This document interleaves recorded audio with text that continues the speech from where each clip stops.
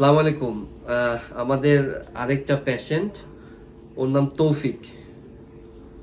ও ওর বাড়ি কোথায় যেন, গাজীপুর কাপাসিয়া। ও থাকে গাজীপুর কাপাসিয়াতে। আর ও প্রবাসী। ও জব করে দুবাই প্রবাসী আর কি, ওখানে জব করে। তো তার পায়ুপথের সমস্যা ছিল 2021-এর এপ্রিলের থেকে। তার পায়ুপথে ওখানে একটা ফোড়া হয়, ওখান থেকে পুঁজ পানির মতো আসে। তো খুবই ভদ্র ছেলেও, আসলে ওগুলো খুব একটা ভালোভাবে সে আর কি বুঝতো না। তো পানি পুজ আসতো, আবার আপনি আপনি ঠিক হয়ে যেত। এভাবে সে এই যে 2024 পর্যন্ত, 24-এর হলো কি মে মাস পর্যন্ত সে এভাবে সে থাকে। যাই হোক, পরে সে আমার সন্ধান পায়, সে আমার কাছে আসে। তো আমরা তার পায়ুপথের চেক করে দেখি যে ওর কমপ্লেক্স ফিস্টুলা, অনেক ডিপ ফিস্টুলা। তো আমরা তাকে অপারেশনের কথা বলি, তো সে অ্যাগ্রি করে, আমরা তার অপারেশনের সিদ্ধান্ত নেই। তো আলহামদুলিল্লাহ অপারেশন হয়েছিল জুন মাসের 13 তারিখে। জুন মাসের 13 তারিখে আমরা তার ফিস্টুলেক্টমি অপারেশন করি। অনেক বড় ফিস্টুলা ট্রাক্ট। আমরা প্রত্যেকটা রোগীকে অপারেশনের ভিডিও পাঠাই, পরবর্তীতে ফলো আপটা ইজি হওয়ার জন্য। তো জুন মাসের 13 তারিখে আমরা তৌফিকের অপারেশন করি। আজকে জুলাই মাসের 30 তারিখ। আজকে অপারেশনের পরে প্রথমবার তৌফিক আমার কাছে আসে। তার আগামী মাসের 5 তারিখে ফ্লাইট, সে চলে যাবে, আবার তার কাজে ফিরবে, সে চলে যাবে দুবাই। তা আমরা তার পায়ুপথ পরীক্ষা করে দেখি সম্পূর্ণ ঘা শুকিয়ে গেছে, কোনো পুষ পানি আসে না। সে এখন আলহামদুলিল্লাহ সুস্থ, আমরাও খুশি, সেও খুশি। তো তৌফিক, তুমি কিছু বলো।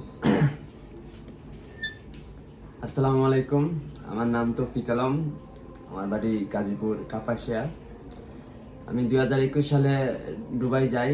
যাওয়ার 1 মাস পরে হঠাৎ আমি পায়ুপথে ব্যথা অনুভব করি। তো 1 মাস 15 দিন যাওয়ার পর ওই জায়গায় ফোড়া হয়। তো পয়লা তেমন গুরুত্ব দিই নাই, আমি কই এটা অটোমেটিক্যালি ঠিক হয়ে যাবে। পরে আমি দেখি এটা প্রচণ্ড ব্যথা করে। ওইখানে ডাক্তারের কাছে যাই, উনি অনলি ড্রেসিং করে দিছে, উনি অন্য কিছু বলে নাই। পরে হঠাৎ নেটে আমি ইউটিউবে সার্চ দিই, সার্চ দিলে আমার এই স্যার ওই ইন্টারভিউ আসে। তো ওই কথাবার্তা শুনে আমার খুব ভালো লাগে। তখন থেকে ডিসিশন নিই যে দেশে আসার পর আমি স্যারের সাথে দেখা করব এবং স্যার যা বলে তা করব। তো আমি মে মাসের 12 তারিখে দেশে আসি। তারপর জুন মাসের 12 তারিখ, না 7 তারিখে স্যারের সাথে দেখা করি, 12 তারিখে অপারেশন করি। এখন আলহামদুলিল্লাহ আমি পুরোপুরি সুস্থ। তো ও কিন্তু, আমরা কিন্তু একটা কথা বারবার বলি যে অপারেশনের পরে আমার কাছে যে রোগীরা আসে, ওরা কিন্তু অপারেশন পরে ফার্স্ট টাইম। তো অপারেশনের পরে এর ভিতরে তো আর আসো না, ফার্স্ট টাইম। আমার সাথে তোমার কিভাবে কমিউনিকেশন হচ্ছে? হোয়াটসঅ্যাপে প্রতি সপ্তাহে 7 দিন পর পর আমার কাছে ছবি পাঠায়, আমি বলে দিই, আমি ওকে ধমকও দিছি, এই তুমি ভালোভাবে পরিষ্কার করো, তাই না? ধমক দিছি যে তুমি ভালোভাবে পরিষ্কার করো না, একটু সাবান টাবান দিয়ে একটু পরিষ্কার করবা। তো যাই হোক, এই বিষয়টা হলো গিয়ে যে আমাদের যে কমিটমেন্ট, আমার পার্সোনালি আলহামদুলিল্লাহ আমার যে কমিটমেন্ট, আলহামদুলিল্লাহ পেশেন্টের সাথে কমিটমেন্টটা ভেরি মাচ ইম্পর্টেন্ট।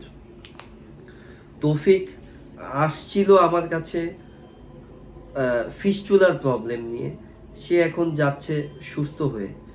এটা আল্লাহ পাকের ইচ্ছা ছাড়া কোনোভাবে সম্ভব না। আমি চেষ্টা করি, কোনো রোগী বলতে পারবে না, আমি জানি না, তারপর আমি সবসময় আমি চেষ্টা করি, কোনো রোগী বলতে পারবে না যে এই ডাক্তার স্যারের সাথে কথা বা কাজের ভিতরে মানে নেই, এক না। তো আমি সবসময় চেষ্টা করি, বিশেষ আমার যারা পেশেন্টদেরকে আমি স্যাটিসফাই করার জন্য। আর পেশেন্টের যে খরচের একটা ব্যাপার, সবাই প্রশ্ন করে আমার কাছে, খরচ কি খরচ, এনার ফোন নাম্বারটা কি দেওয়া যাবে কি না। শুনে, আমি কোনো পেশেন্টের ফোন নাম্বার পেশেন্টের অনুমতি ছাড়া আমি কিভাবে দিব? একটা পেশেন্টের একটা প্রাইভেসি আছে, তাই না? আপনি পেশেন্টের কাছে ফোন করবেন, আপনার অনেকে আবার পায়ুপথের ছবি পাঠায়, বলে যে এই সমস্যা একটা সমাধান করে দেন, বা কি করব বলেন। আসলে কি সম্ভব? সম্ভব না। পায়ুপথ পরীক্ষা করা ছাড়া, তৌফিকের পায়ুপথ পরীক্ষা করে আমি দেখছি, ইভেন তো আমরা অপারেশন চলাকালীন সময় আমাদের অ্যাসিস্ট্যান্টরা অপারেশনের ভিডিও করে পায়ুপথের ছেলে মানুষের, ইউজুয়ালি মেয়ে মানুষের করে না। পারতপক্ষে তারা যদি বলে যে অপারেশনের সময় ভিডিও করবেন, তখন আমরা ভিডিও করে পেশেন্ট পার্টিকে আমরা দিয়ে দিই। পেশেন্টের বা ছেলেদের ক্ষেত্রে আমরা সবসময় অপারেশনের ভিডিও করি, কারণ অপারেশন দেখা যায় পরবর্তী ফলো আপ। তৌফিক আজকে চলে যাবে, ওর সাথে ওর যে আমরা যে অপারেশনের ভিডিও, যে কনভারসেশন, সবকিছু থেকে যায়। কিন্তু 1 বছর 2 বছর পরেও ও যদি আমাকে একটা হাই দেয়, আমি কিন্তু বুঝতে পারবো যে ও আমার পেশেন্ট।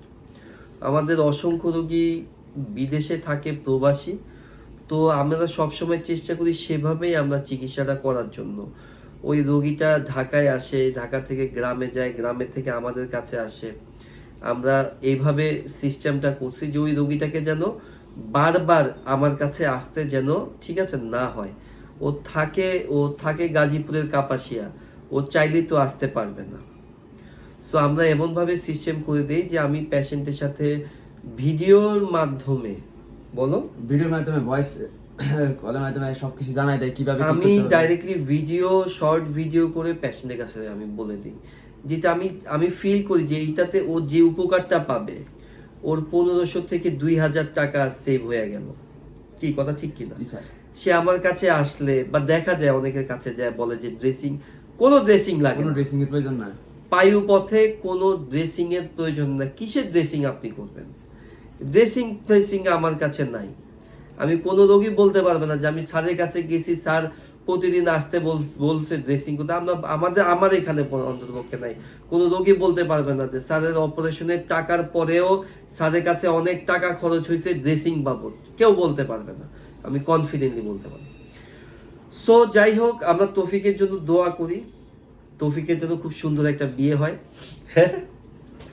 জি স্যার। তো আল্লাহ তৌফিককে ভালো রাখুক, আমাদেরকেও ভালো রাখুক। কমিটমেন্টের সাথে যেন আমি আমার কাজটা করে যেতে পারি, সেবা করে যেতে পারি, স্বচ্ছ থাকি। স্বচ্ছ মানে ফেয়ার থাকা। তো সবাই ভালো থাকেন, তৌফিকের জন্য দোয়া করবেন। সবাই স্যারের জন্য দোয়া করবেন, স্যার খুব ভালো মানুষ, খুব ভালো মানুষ। থ্যাংক ইউ, আসসালামু আলাইকুম।